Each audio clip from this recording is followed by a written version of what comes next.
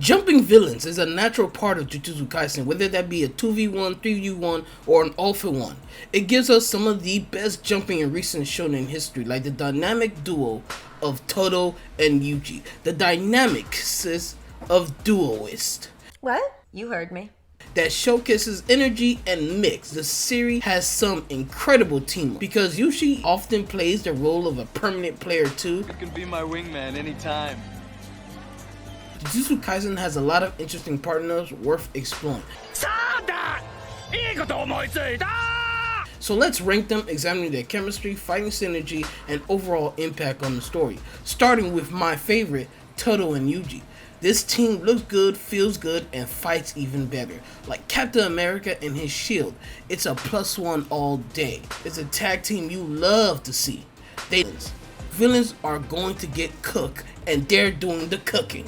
The record speaks for itself, going 3 for 3 fights, 3 wins, undefeated. Their teamwork is unmatched, a perfect representation of what makes Jump Kaisen's fights great. Strategy, power, and coordination. From Yuji's super adaptability, reflexes, and strength, often making people question if he had heavenly restriction, combined with Todo's peak physicality, galaxy-sized brain, and with his curse technique Boogie Woogie, they're the ultimate duo. Boogie Woogie's Todo's curse ability to make anyone or anything imbued with curse energy swap places when he claps with his hands, creating chaos for the other side. A fight against these two would probably be what Iron Man felt at the end of Avengers Civil War. Overwhelmed, getting pieced up, getting a whole Popeye's meal plus biscuit. Villains would probably be like, I'm not gonna lie, I'm getting cooked. They really define guess my mix. What's worse, even if you know when and where the mix is coming, you still have to worry about the how and what. Then you're just left with why. Like, why are you here? They're Manzai and they're perfect. They will probably be the most iconic duo of this generation, but probably go unnoticed. I could glaze them probably for a whole video, but let's move on to the next ranking.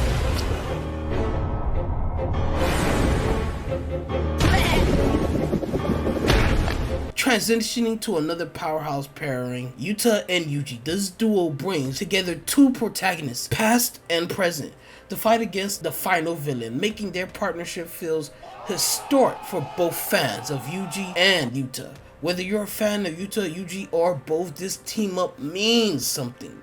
Something special for the fans and the story. This team up is a scary look. It's like seeing a nuke go off in the distance. You're not just cooked, you're past well done. No, your congratulations. If Todo and Yuji were like a bullet, Yuta and Yuji is like a nuke. While this team may be a nuke, Yuta is the nuke. And I say this as a Yuji fan, but Yuta is carrying this team on his back. That's right, I said it! Yuji is just a +1. While Yuji is growing even while in mid-fight, it is nothing compared to Yuta's back. And even in his fully digivolved form, is still nothing to Yuta's back. Yuta with his stand, the Queen of Curses, Rika, has everything. Even the kitchen sink in his back pocket of curse tools, copied curse techniques, and even a domain expansion. Yuta's versatility covers all angles from close combat to long range and even support. Meanwhile, Yuji just has punching, going so far to be called a punch merchant. Yuji got to get your money up, but they do have one thing special for them that no other team can replicate or duplicate. They have the fastball special.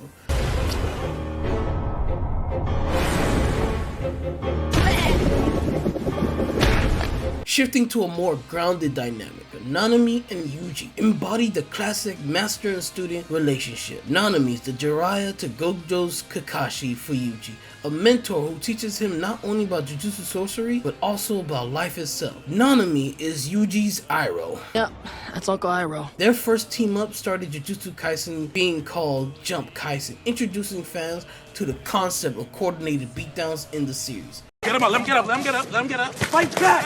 Fight back! Nanami's curse technique, Ratio, which divides his target into 10 equal parts and strikes at a 7-3 ratio for maximum critical damage, combines perfectly with Yuji's raw physicality. Despite Yuji's limited experience at this point, Their synergy hinted at a destructive partnership with high damage and precision like Naruto's Rasen Shuriken, but this team up doesn't offer much in terms of versatility and mix like Todo, or raw power like Yuta, but it does have a solid foundation like experience meets youth. Sadly, this duo potential is cut short due to Nanami's tragic retirement. While their time together was brief, it left a lasting impact, showing the power of well-coordinated teamwork. I won't forget you, buddy. Lullaby, lullaby, honeybees in the tree. Moving on to a duo with undeniable chemistry but limited feats. Nobara and Yuji share a sibling-like bond, whether they're sharing funny moments or deep conversations. Did we just become best friends? Yup! Their partnership feels authentic. However, their synergy in battle leaves something to be desired. The standout moment for this team came when they both hit a black flash on two different opponents at the exact same time, creating one of the most iconic, frame-worthy moments of the series. Me.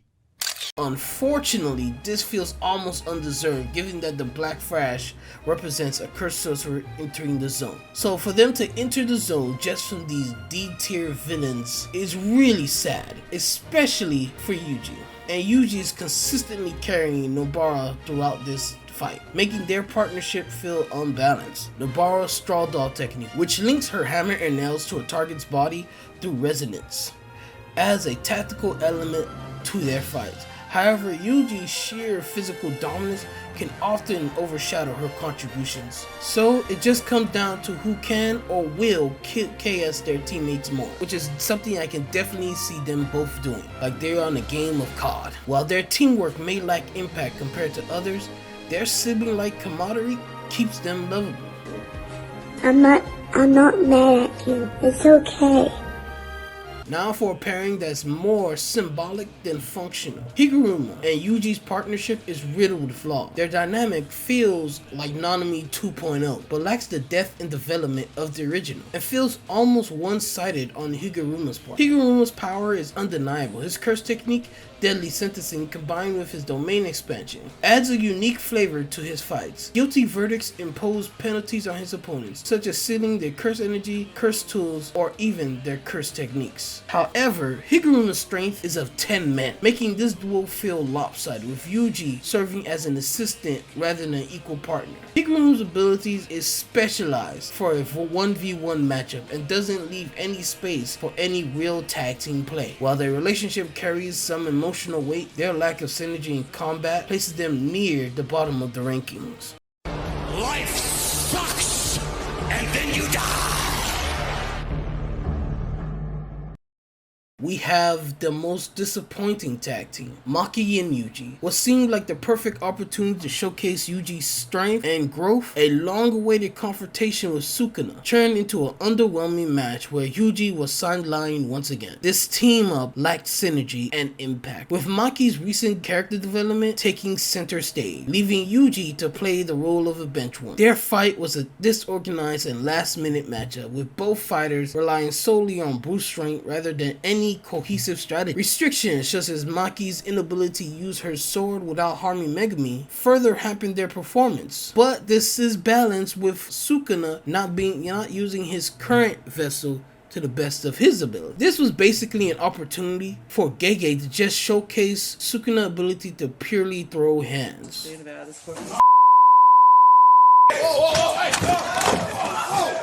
Even against two of the most physical-based sorcerers in the series. While Maki and Yuji are both impressive brawlers individually, their lack of teamwork makes this the weakest pairing in the series. Wow, this is garbage. Jump Kaisen thrives on its dynamic team-ups, showcasing the importance of chemistry, strategy, and power. From the unparalleled synergy of Todo and Yuji to the disappointing mismatch of Maki and Yuji. Each duo brings something unique to the table. While some pairings leave us wanting more, others remind us why this series has become a staple of modern shonen. Whether it's through emotional depth, devastating power, memorable moments, these tag teams continue to elevate the series to new heights. Oh man, I completely forgot about one team up. The team up that started the entire series, Megumi and Yuji, which is ironic and funny how it's the team up that started the series, but it is in last place. Because this team up, even though in all their fights, it has barely any wins, barely any good ones anyway, and the ones they do have are complete dog water, which is why this probably is funny how this is last place, even though it's a team up that started first. But I will have to give it just an edge over Maki and Yuji just for the sheer potential of Mr. Potential Man. One can only hope. Alright, peace late.